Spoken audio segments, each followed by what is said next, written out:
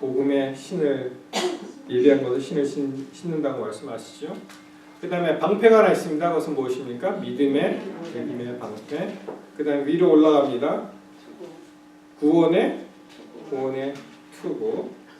그 다음에 이제 성령의 검, 곧 하나님의 말씀이다. 그래서 이 도식으로 설명하자면은 이 의의 그 진리의 허리띠, 의의 흉배, 그렇죠? 그 다음에 밑으로 내려갑니다. 평안의 복음에 예비한 것, 신발을 신고, 그 다음에 믿음의 방패, 구원의 투구, 그 다음에 성령의 검. 그래서 우리가 그런 모습을 잘 보고, 우리가 이러한 것으로 모든 사단으로부터 공격을 오는 화전도 맞고 우리가 전신갑주를 취해야 되겠다 이렇게 생각을 하죠. 좋습니다. 여러분, 전에 다윗과 골리앗의 말씀을 드릴 때 보면은 다윗이 그야말로 이 전신갑주를 다 입었잖아요. 투구도 썼습니다. 그런데 왜 돌이 이마에서 박히게 됩니까? 그 결정적인 이유를 아세요? 벗었죠. 그 예언의 신의 말씀에 잘 나오는데 한번 그 부자의 선지자에 있는 말씀 보시면은 다윗이 이야기하는 것을 듣고 골리앗이 좀 속된 말로 핏대가 나서 이걸 잠깐 벗은 사이에 다윗이 던졌습니다. 이마에 박힌 거예요. 우리가 이 하나님의 전신갑주를 입었다고 자랑할 것이 아니라 이 전신갑주를 입어도 여기 빈틈이 있습니다. 빈틈이 있습니다. 이 말씀을 지난번에 소켈에서 우리 목사님들이 모인 그 교육 장소에서 그 강사 목사님이 이야기를 하셨는데 이 실제로 일어났던 일입니다. 그분이 이렇게 얘기했어요. 어느 상점인지 은행에서 무슨 일이 일어났기 때문에 경찰을 불렀습니다. 그래서 경찰이 갔죠. 무장 경찰이 갔습니다. 이 투구도 쓰고요. 이 뭐라 그럽니까? 이 헬멧도 쓰고 여기에 이제 방탄복도 입고. 그런데 그 범인이 얼마나 이 속사쓰고 정확하게 사격을 할 수 있는 것인지 그 사람이 딱 보니까 바로 이 귀 밑이 비었다는 거예요. 귀 밑이. 그래서 거기를 겨냥해서 딱 쏘니까 경찰이 맞고 그렇게 중무장을 했지만 맞고 쓰러집니다. 그래서 이제 증원 경찰이 같이 뛰어 들어갔는데 그 사람도 이렇게 다 뭐 원정군장을 갖춘 식으로 이제 갔었지만 바로 여기가 비었다는 거예요. 그래서 거기를 겨냥해서 또 쏘니까 넘어졌습니다. 근데 이 경찰은 약간 운이 좋아서 이 피를 흘리면서도 전화를 걸 수가 있었어요. 다른 증원 경찰을 또 요청할 수가 있었습니다. 그래서 다른 증원 경찰에 막 와서 그것을 이제 제압하는 그러한 이야기를 했습니다. 여러분, 우리의 이 전신갑주를 입어도 우리가 비는 공간이 있습니다. 어디로 나타날까요? 이 비는 공간이?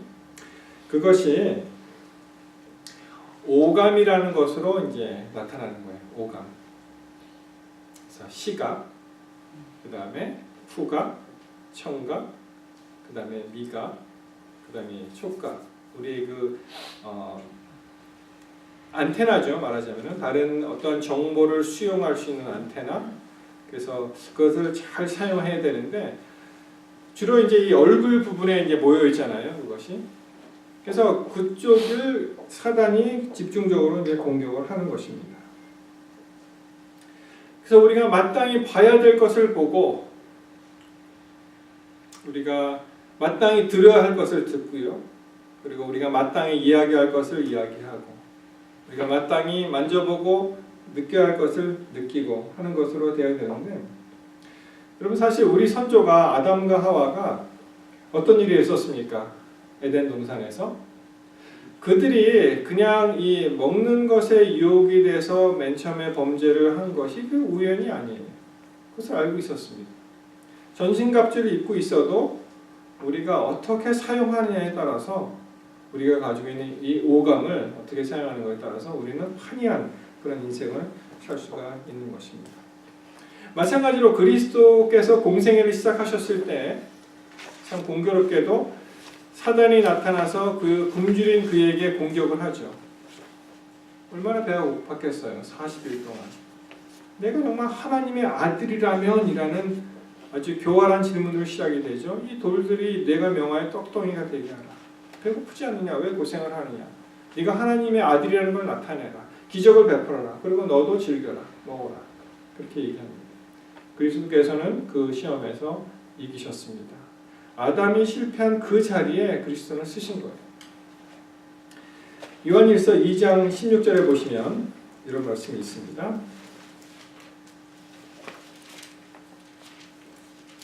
요한일서 2장 16절. 제가 성경책 389페이지입니다. 요한일서 2장 16절.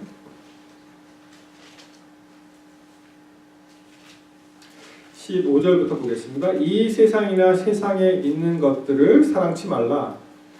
누구든지 세상을 사랑하면 아버지의 사랑이 그 속에 있지 아니하니. 16절에 이는 세상에 있는 모든 것이 육신의 정욕과 안목의 정욕, 이생의 자랑이니 다 아버지께로 온 것이 아니요 세상으로 쫓아온 것이라.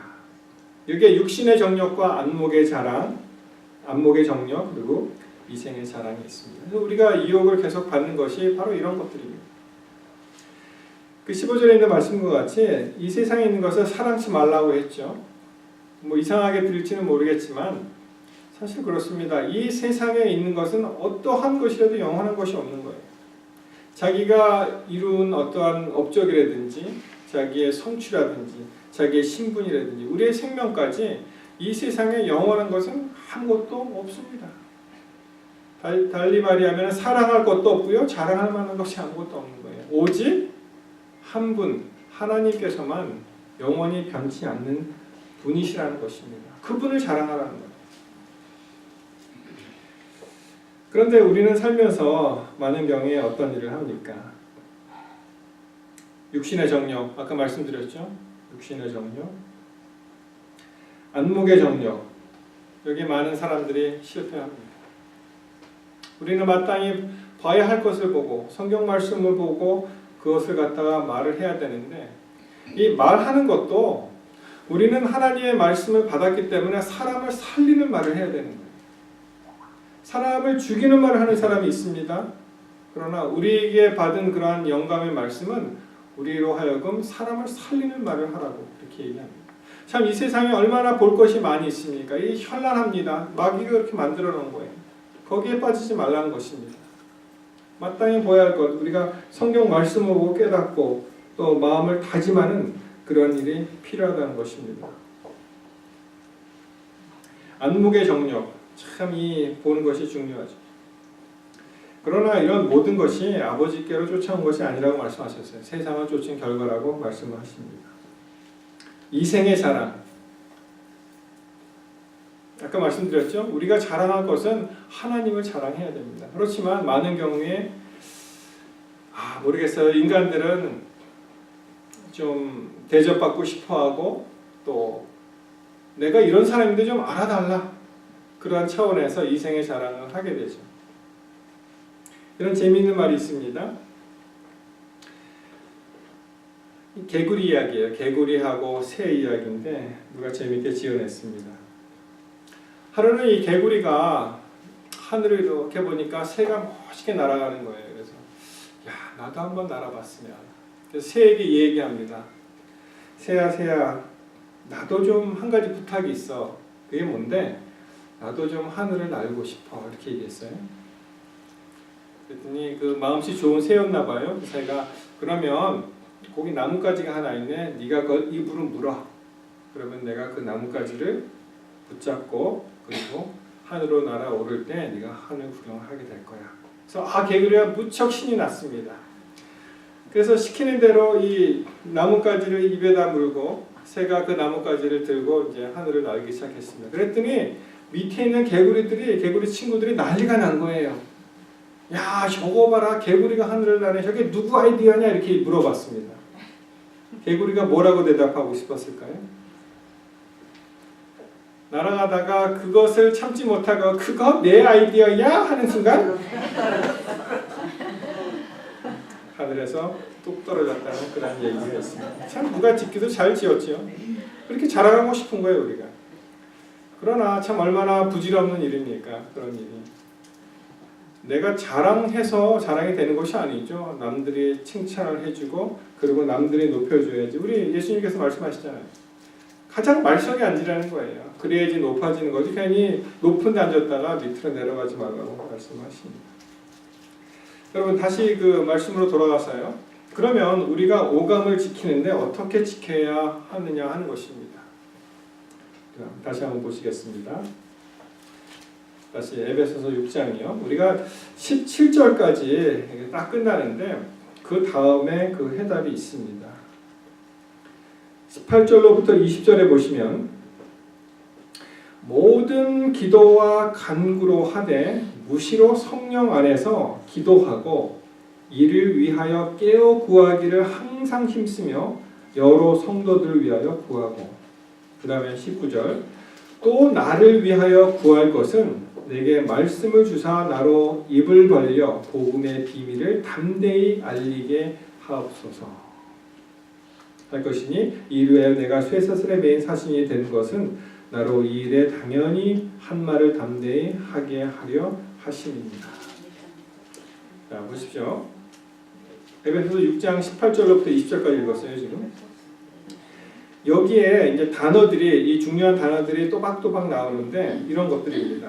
기도와 간구, 그 다음에 성령, 그 다음에 말씀, 그리고 알리는 일.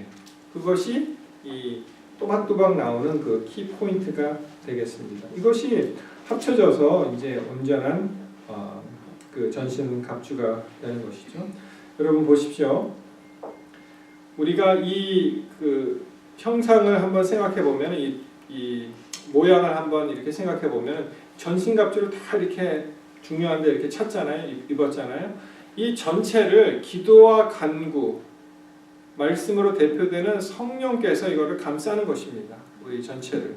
그래서 물 셀 틈 없는 어디 한 그 빠져나갈 그 구석이 없는 그런 것을 이제 말씀을 하는 건데요. 그래서 성령께서 우리가 성령을 구하고 성령께서 일을 하실 때 우리는 마땅히 빌 바를 알지 못하지만 기도와 간구할 수 있는 그런 능력까지 성령께서 주십니다. 그래서 기도와 간구를 하게 되고요. 그 다음에 아까 그 성령의 것 하나님의 말씀이라는 말도 나왔지만 다시 한번 이 말씀을 내게 주셨다고 말씀을 합니다. 여러분이 말씀을 주셨다는 말 다음에 어떠한 대목이 나오냐면은 나로 입을 벌려 복음의 비밀을 담대히 알리게 하옵소서 그렇게 얘기하는 거예요. 참 말에 실수가 없는 사람은 실수가 없는 온전한 사람이라고 말씀하셨지만 우리에게 말을 할 수 있는 특권을 주시는 가장 큰 이유 중에 하나가 여기 보시면은 입을 벌려서 무슨 말을 합니까? 살리는 말을 하라는 거예요. 살리는 거예요. 입을 벌려 복음의 비밀을 담대히 알리게 하옵소서라고 하는 것입니다. 이렇게 할 때 우리는 이 일에 실패하게 된다면 우리는 그저 쓸데없이 시간만 가는 거예요. 시간만 가는 것입니다. 그래서 이 복음의 완전한 전신갑주를 입으시고 성령으로 인해서 기도와 간구와 말씀을 통해서 우리의 그 신앙 상태가 물샐 틈 없는 그런 상태가 된다면 우리의 신앙생활은 정말로 값지고 또 아름다운 그래서 정말 하나님과 동행하는 그러한 귀한 신앙생활이 될 줄 믿습니다. 아멘. 성도 여러분, 우리 아까 맨 처음에 보시는 그 느헤미야 1장 6절로 다시 가십니다. 1장 6절로 다시 가시면 특별히 기도에 대해서 말씀하시는데 한번 보세요.